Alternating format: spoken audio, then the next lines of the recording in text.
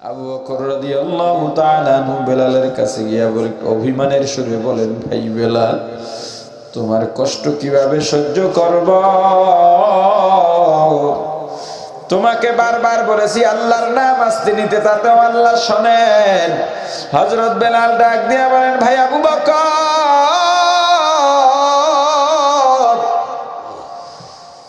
ওরা যতই শাস্তি দিক না কেন, আল্লাহু আহাদের মধ্যে যত মজা, এই শাস্তি তত বেশি নয়। আমি আল্লাহর নাম জোরে জোরে নিয়া ওদেরকে দেখায় দিতেছি, আল্লাহর পাগলদের কোনো শাস্তি দিয়া দাবায়া রাখা যায় না। আপনি আমার নবীজির কাছে যখন যাবেন, আমার সালাম পৌঁছায় বলবেন, পয়গম্বর, আপনার বেলাল এত শাস্তির মধ্যেও আপনাকে ভুলে নাই, আল্লাহকেও ভুলে নাই।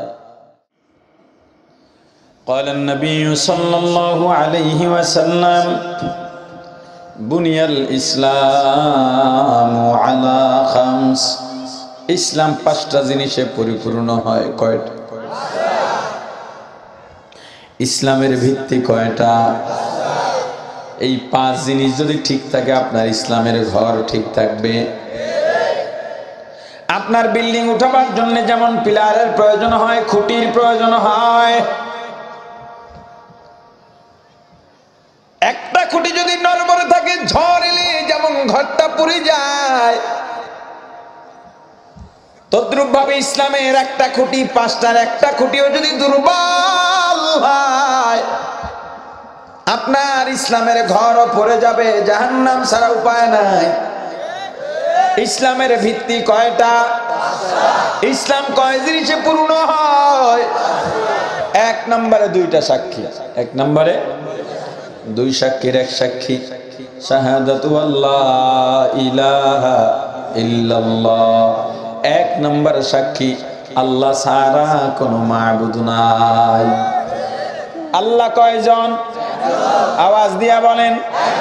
সাক্ষী দিলেই সওয়াব। আল্লাহ কয়জন? আওয়াজ দিয়া বলেন। দুই নম্বর সাক্ষী, আন্না মুহাম্মাদান আবদুহু ওয়া রাসূলুহু, মুহাম্মাদুর রাসূলুল্লাহ সাল্লাল্লাহু আলাইহি ওয়াসাল্লাম আল্লাহর পাঠানো পয়গম্বর, সত্য রাসূল, শেষ নবী। নবীর পরে আর কোনো, জোরে বলেন।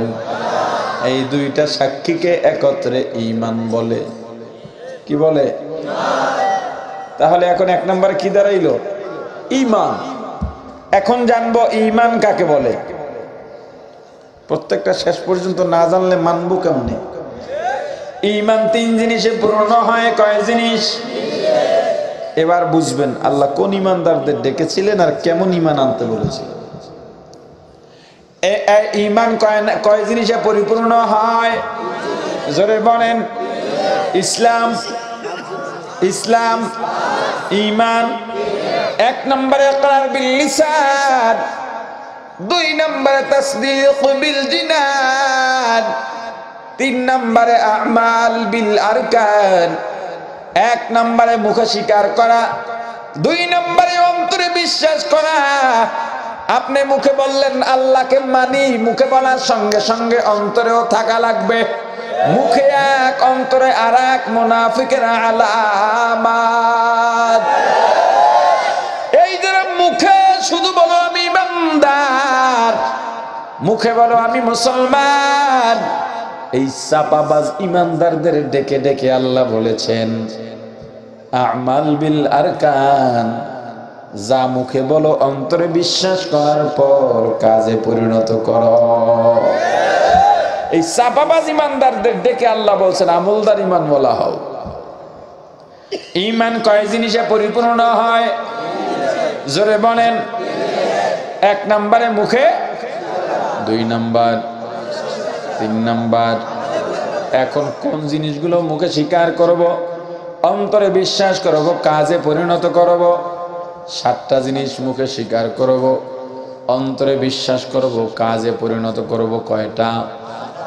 এক নম্বর, আমার সাথে সাথে বলেন আল্লাহ আমানতু বিল্লাহ। দুই নম্বর ওয়া মালাইকাতিহি, তিন নম্বরে ওয়া কুতুবিহি, 4 নম্বরে ওয়া রাসূলিহি, 5 নম্বরে ওয়াল ইয়াউমিল আখিরি, 6 নম্বরে ওয়াল কদরি খাইরিহি ওয়া শাররিহি মিনাল্লাহি তাআলা, 7 নম্বরে ওয়াল বাসি বাদাল মাউত। কয়টা হলো? 1 নম্বরে আল্লাহর উপরে ঈমান আনতে হবে। কার উপর? ও মুসলমান ইমানদার, আল্লাহর গোলাম, আল্লাহর উপরে কিভাবে ঈমান আনবো? আল্লাহকে, আল্লাহ নিজেই আল্লাহর পরিচয় দিয়েছেন। আল্লাহ পয়গম্বরকে ডেকে বলেন, পয়গম্বর আমি আল্লাহর পরিচয় আমি আল্লাহ দিয়া দিলাম, আল্লাহু আহাদ। বলেন বলেন, আল্লাহ কয়জন? আল্লাহুস সামাদ। আল্লাহ বেনিয়াজ, আল্লাহ বেপরোয়া, আল্লাহ কারো কাছে ঠেকা নন, আল্লাহর কাছে দুনিয়ার সবাই ঠেকা। লাম ইয়ালিদ ওয়া লাম ইউলাদ, আল্লাহ জন্মদাতা হয়ে কাউকে জন্ম দেন নাই, কোন জন্মদাতার থেকেও আল্লাহ জন্ম নেন নাই। লাম ইয়াকুল লাহু কুফুয়ান আহাদ, আল্লাহর সমকক্ষ দুনিয়ার মধ্যে আর কেউ নাই।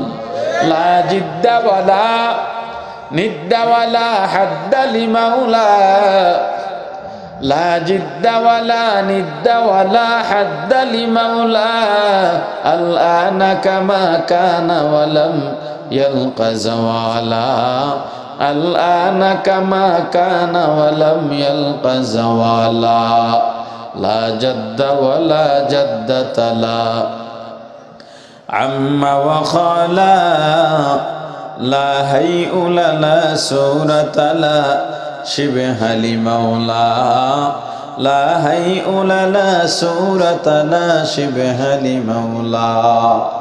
ও মুসলমান ইমানদার, আল্লাহ কয়জন? আবার বলেন, আল্লাহ কয়জন? ওই আল্লাহর উপরে বিশ্বাস আসেনি? এই রহমতের বাগানে, রহমতের শামিয়ানার নিচে যারা বসে আছেন, আল্লাহ যে আপনাকে নিয়ে অহংকার করেন, ফেরেশতাদের মাঝে খুশি হয়ে আলোচনা করেন, এই বিশ্বাস হয়নি? অনেক মানুষকে আল্লাহ ঘর থেকে বের করেছেন কিন্তু মাহফিল পর্যন্ত আসতে পারে নাই। অনেক মানুষ মাহফিল পর্যন্ত আসছে কিন্তু বাজারে, রাস্তাঘাটে, ঘরে, ময়দানে বসতে পারে নাই। অনেক মানুষকে আল্লাহ মাঠের মধ্যে বসাইছেন কিন্তু ইবলিসের গুতায় শেষ পর্যন্ত বৈশাও থাকতে পারে নাই। আমরা যারা এখনো পর্যন্ত বসে আছি, খুশি না বেজার? আওয়াজ দিয়া বলেন, জোরে বলেন আলহামদুলিল্লাহ, আরো জোরে বলেন আলহামদুলিল্লাহ। সবাই মিলে আল্লাহর দরবারে দোয়া করবে। একজনের দোয়াও যদি আল্লাহ কবুল করেন, তাকে উসিলা করে আমাদের সবাইকে আল্লাহ মাফ করে দেবে। ও মুসলমান ইমানদার, বলেন তো আল্লাহ কয়জন? অন্তরের মধ্যে তাওহীদ ঢুকাও, শিরিক করো না, শিরিক করো না। হযরত বিলাল রাদিয়াল্লাহু তাআলা আনহু, আপনি যদি আল্লাহকে মানতে চান, আল্লাহ, আপনি যদি মনে করেন আমি আল্লাহকে ছাড়া কাউকে মানি না, আল্লাহকে ছাড়া কাউকে ডরি না, আপনার জিম্মাদারি কে হবেন? জোরে বলেন। বিশ্বাস হয়নি? আল্লাহকে মানতে চাইলে, আল্লাহর পথে চলতে চাইলে বহু বাধা আসবে। এখন বিভিন্ন জায়গায় মাহফিলে স্টেজে বক্তাকে বাধা দেয় দেখি, আমি অবাক হই। কত বড় স্পর্ধা হলে, উদ্যত্ত হলে স্টেজে ওয়াইসকে বাধা দেয়। ইউটিউব খুললেই দেখবেন বাধার পর বাধা। কপাল ওগো ভালো, আমারও ভালো যে আমার কাল একটাও বাজে নেই। এত বড় সাহস কি করে হয় একজন কোরআনের আলেমকে বয়ানের মধ্যে বাধা দেওয়া? হুজুর এটা বলতে পারবেন না, তুই কে বলা? ওলামায়ে কেরাম কি বলবে না বলবে তোর কাছে শিখতে হবে, তুই কে? মনে হয় যেন ও দেশের মালিক আর আমরা দেশের ভাড়াটিয়া, কথা বলে না।